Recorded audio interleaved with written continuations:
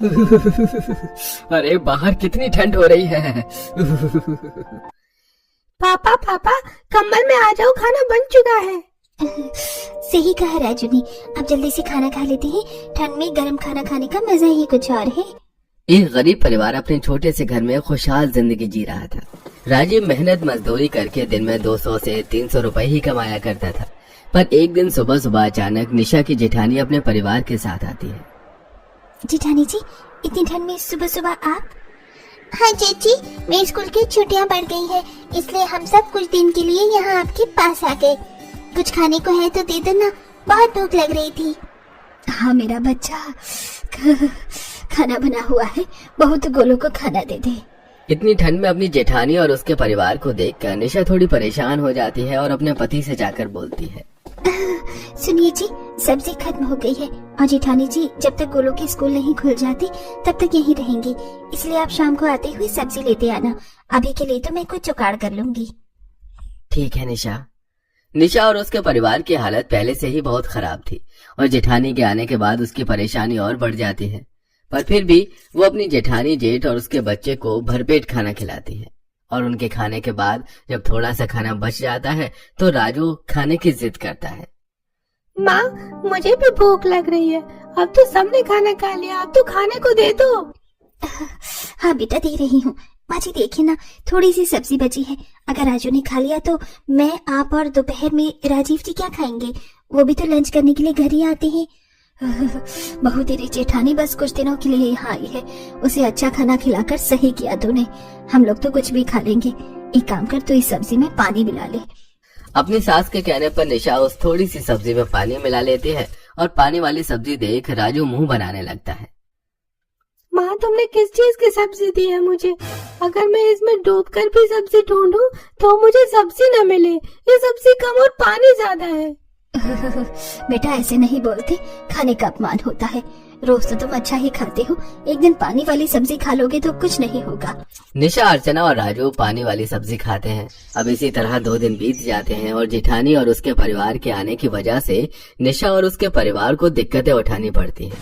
पर उनकी मुसीबत अभी खत्म नहीं हुई थी कि तभी उनकी देवरानी भी इस ठंड में अपने परिवार से मिलने अपने पति और बच्चों के साथ आ जाती है। जेठानी जी, इस ठंड में आप भी यहाँ आई हैं? हाँ, दिशा, स्कूल के बच्चों की 15 दिन की छुट्टी पड़ी है। इस कड़ाके की ठंड में तो सोचा कि क्यों ना मैं अपने घर पर आ जाऊँ और अपने परिवार से भी मिल लूं। ये तो बहुत अच्छा किया आप सबने। पिंकी बेटा, तुम्हें भूख लगी होगी ना, चलो मैं तुम्हें खाना खिलाती हूँ। इतना बोलकर निशा पूरे परिवार को अंदर ले जाती है और जमीन पर बिस्तर लगाकर बैठा देती है और खुद खाना बनाने लगती है। पर उसके घर में सब्जी नहीं होती और वो बाहर बैठे राजीव के पास जाती है। सुनिए जी, घर में सब्जी के नाम पर एक आलू तक नहीं है।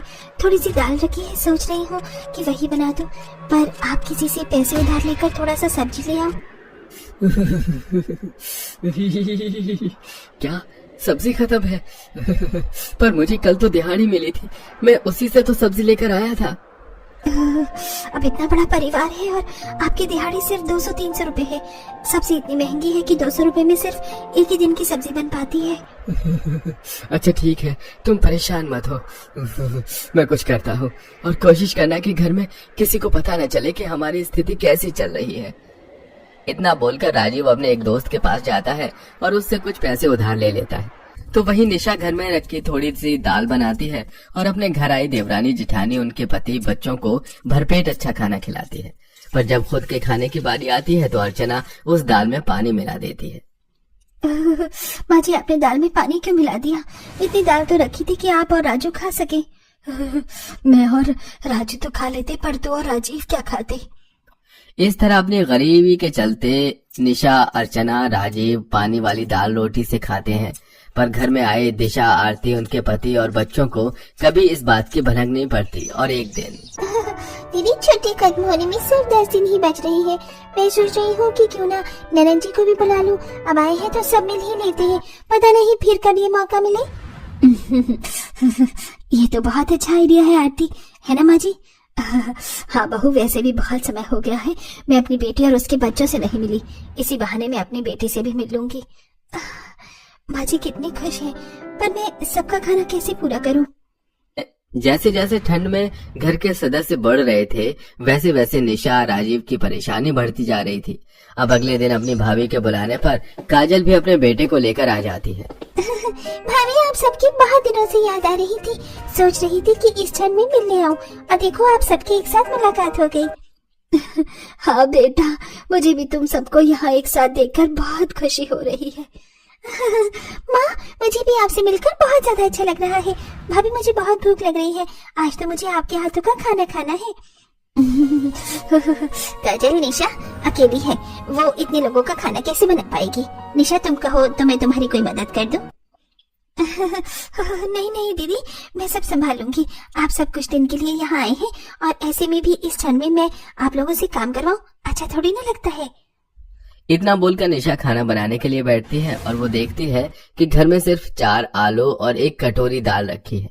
ये देख निशा बहुत परेशान होती है और जैसे ही राजीव घर आता है अब तो ननद जी भी आ गई हैं, और राजू भी जिद पर अड़ गया है कि आज वो पानी वाला खाना नहीं खाएगा, और घर में आज सब्जी दाल कुछ नहीं है। कहीं से कुछ बंदोबस्त करो ना। क्या बंदोबस्त करूं निशा? दिन की 200 से 300 रुपए की दिहाड़ी मिलती है। वो भी किसी न किसी चीज में खर्च हो जाती है, और अब तो किसी से उधार भी नहीं मांग सकता। एक काम करता हूँ, थोड़ी सी दाल दुकान वाले से उधार ले आता हूँ। राजीव बेटा, अभी तो तू दाल ला देगा, पर कल सुबह क्या बनेगा? माँ, चिंता मत करो, सुबह का भी इंतजाम हो जाएगा। मैं अभी दुकान वाले से उधार लेकर आता हूँ। राजीव अब दुकान जाता है और वहाँ पर आधा किलो दाल उधार मांगता है। नहीं राजू भैया, मैं आपको आधा किलो दाल उधार नहीं देने वाला। पिछली बार भी आप 1 किलो चावल उधार ले गए थे, अब तक पैसे नहीं दिए हैं। अगर लेना है दाल तो 200 ग्राम ले लो बस।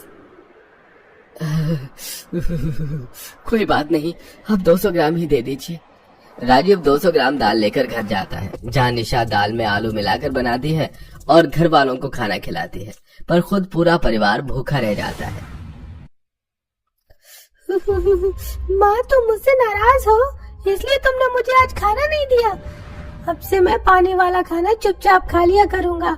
कुछ खाने को दे दो, बहुत भूख लग रही है। चाची, मुझे भी फिर से भूख लग गई है। बच्चों की बातें सुनकर निशा थोड़ा सा चावल कढ़ाई में भून कर बच्चों को खाने को देती है, और अगली सुबह घर में दाल सब्जी न होने की वजह से अर्चना और निशा अपनी पड़ोस के घर राशन मांगने जाती है। और इसी बीच दिशा, आरती, काजल खुद खाना बनाने के लिए बैठती हैं, और वो देखती हैं कि घर का सारा राशन खत्म है। भाभी, घर में तो राशन का एक दाना नहीं है। कैसे भाभी ने हम लोगों को खाना खिलाया होगा? मेरी देवरानी की आर्थिक स्थिति इतनी खराब है, मुझे पता नहीं था।